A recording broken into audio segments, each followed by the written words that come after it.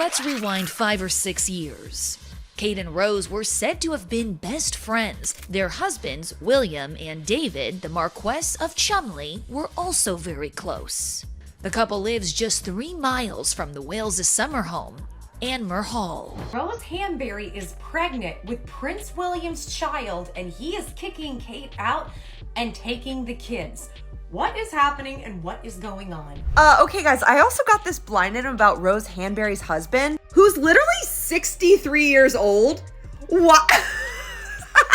Why is Wikipedia catfishing the entire internet? He's 63. Y'all, the British royals are proving every day that they are messier than the Kardashians. So in this latest episode of the Where Is Kate soap opera, we'll be talking about William's alleged side piece, Rose Hanbury, rumors about her expecting Will's love child, and her marriage to a rumored closeted 63-year-old gay man. The stories circulating in the media are absolutely wild, and it's really starting to look like the British press is soft launching Rose as Camilla 2.0. Meanwhile, internet sleuths are coming forward with receipts that Rose Hanbury's husband allegedly has a male lover in France and that he only needed Rose to produce male heirs to his estate, leaving Rose to fully pursue her rumored affair with Prince William. As for Kate, she's still MIA, and at this point, the royals have no one but themselves to blame for all this speculation. It's too late to complain now when you've been manipulating the public for years, and now it comes back to bite you. Anyway, let's get to the bottom of this mess about William's rumored side chick, Rose Hanbury. Cholmondeley, I don't know how to say the word, but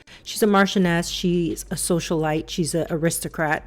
Apparently, or allegedly, his mistress. Now, for those of you who never heard about Rose Hanbury before this whole drama unfolded around Kate's disappearance, let me fill you in on the backstory, because this woman has been at the center of cheating rumors about William for literally years. Rose Hanbury was born on March 15th, 1984 to Timothy Hanbury, a website designer, and Emma Hanbury, a fashion designer. But Rose's mom isn't your run-of-the-mill designer. She is actually the granddaughter of Lady Elizabeth Mary Longman, born Lambert. Lady Elizabeth Mary was one of Queen Elizabeth's childhood friends, and she was even one of the bridesmaids at the Queen's wedding to Prince Philip back in 1947. Lady Elizabeth married publisher Mark Longman in 1949 and had 3 daughters, including Emma, Rose Hanbury's mother. According to Rose's new Wikipedia page, which only popped up a few days ago, she worked as a model and signed with Storm Agency at the age of 23. She also briefly worked as a researcher for conservative politician Michael Gove, who described himself as a proud Zionist. Ew.